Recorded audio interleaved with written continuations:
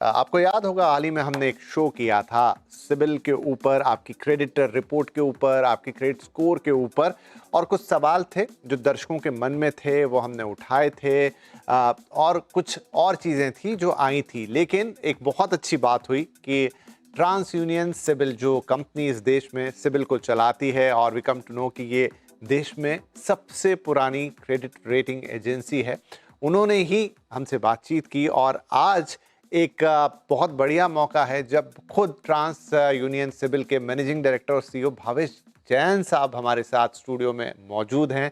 वो आए हैं, और वो इसलिए आए हैं कि जो भी लोगों के मन में सवाल हैं, जो भी लोगों के मन में जिज्ञासाएं हैं, किसी को लगता है कि मेरा क्रेडिट स्कोर किस वजह से नीचे है, या मेरी सिबिल रिपोर्ट में ये अभी तक क्यों रिफ्लेक्ट हो रहा है जबकि मैंने तो पैसे चुका दिए, वो कौन सी चीज़ें हैं जो आपको अपने क्रेडिट स्कोर को बेहतर करने में सच में मदद करती है। अगर ये सारी बातें खुद सिबिल हमें बताए तो सोचिए कितना बेहतर होगा। तो इसीलिए आज हम बहुत बहुत स्वागत करते हैं यहाँ पर भवेश जी आपका, और आपने वक्त निकाला है। इससे बेहतर कुछ हो नहीं सकता कि directly from your mouth people come to know कि how exactly a credit score is made, maintained and finally अगर उसमें कुछ ऊपर नीचे है तो वो कैसे ठीक हो सकता है और कैसे नहीं। तो सबसे पहले तो मैं आपसे यही समझना चाहूँगा कि जो क्रेडिट स्कोर होता है किसी भी व्यक्ति का, वो बनता कैसे है। विपिन जी, बहुत बहुत धन्यवाद मुझे आपके शो में बुलाने के लिए और आपके दर्शकों से बात करने के लिए। ट्रांस यूनियन सिबिल 25 साल से स्थापित है और 25 साल में देश की अर्थव्यवस्था में क्रेडिट का एक बड़ा योगदान रहा है। हमने देखा है कि लास्ट 25 सालों में क्रेडिट इंडियंस को काफ़ी मदद कर रहा है, उनके सपने पूरे करने के लिए, उनके व्यवसाय को बढ़ाने के लिए और उनकी इमरजेंसी नीड्स पूरी करने के लिए। जब हम बोलते हैं सिबिल स्कोर एक सिंपल नंबर है 300 से 900, जिसमें कुछ डेटा जाते हैं। सबसे पहली बात है कि आपने लोन लिया है, उस लोन का भुगतान आपने कितने रेगुलरली किया है। आपने अगर लोन लिया है, आपने क्रेडिट कार्ड लिया है, आपने कितने रेगुलरली उसको पे किया है। दूसरी बात है, अगर आपने क्रेडिट कार्ड ली है तो क्रेडिट कार्ड की अगर लिमिट आपको 1 लाख रुपए की दी गई है तो आपने कितने परसेंटेज उस लिमिट को यूटिलाइज किया है। ये भी इम्पोर्टेंट है बिकॉज आपको एक लिमिट दिया है। लिमिट मीन्स आपको एक क्रेडिट फैसिलिटी दी गई है। आपको जितने की लिमिट दी है, आपने कितने प्रतिशत उसकी यूज की है महीने दर महीने।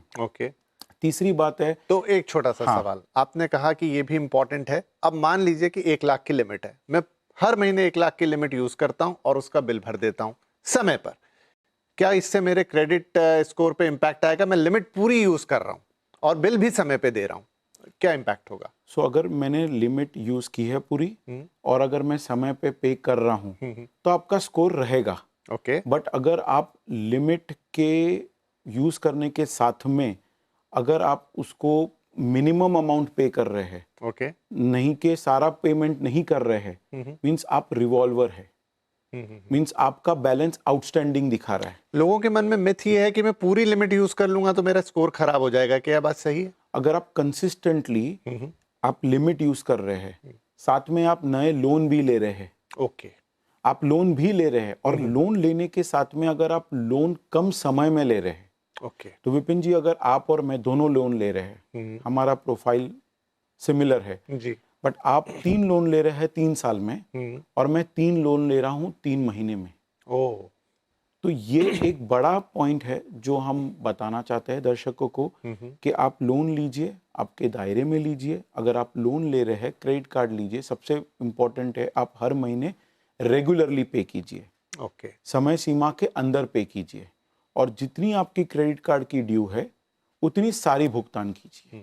वो बहुत इंपॉर्टेंट है। 300 से 900 का स्कोर है, जितना ज़्यादा स्कोर उतना ज़्यादा बेनिफिट आपको मिलेगा, क्योंकि अच्छा स्कोर है मींस बैंक को समझ में आ रहा है कि आप रेगुलरली पे कर रहे हैं। अगर आप रेगुलरली पे कर रहे हैं, बैंक को एक कॉन्फिडेंस मिलता है आपको लोन या क्रेडिट कार्ड अप्रूव करने का और आपको best financial terms and conditions देने के लिए। ठीक है। अच्छा, नंबर ऑफ क्रेडिट कार्ड भी क्या मैटर करता है? बहुत सारे लोग क्या है, ऑफर आता है, कॉल पे आता है, वो बड़े बड़े लुभावने प्रलोभन आपको देते हैं कि इस पे आपको ये फैसिलिटी मिलेगी। लोगों को लगता है अरे बढ़िया है। कई लोगों को थोड़ा प्रेस्टिजियस भी लगता है कि मैं जब अपना पर्स खोलूंगा तो मेरे पास क्रेडिट कार्ड की लाइन लगी हो। क्या ये अच्छी प्रैक्टिस है उसके स्कोर, सिबिल स्कोर के पॉइंट ऑफ व्यू से? सो सबसे पहले तो हम बोलेंगे आपको जब ज़रूरत हो तब आप लोन और क्रेडिट कार्ड लीजिए, पहली बात। ओके। दूसरी बात है, अगर आप ले रहे हैं आपकी लिमिट्स के अंदर लीजिए, कि अगर आपकी इनकम आपको सपोर्ट करती है कि आप वो लोन या क्रेडिट कार्ड का रीपेमेंट कर सकते हैं ऑन अ मंथली बेसिस।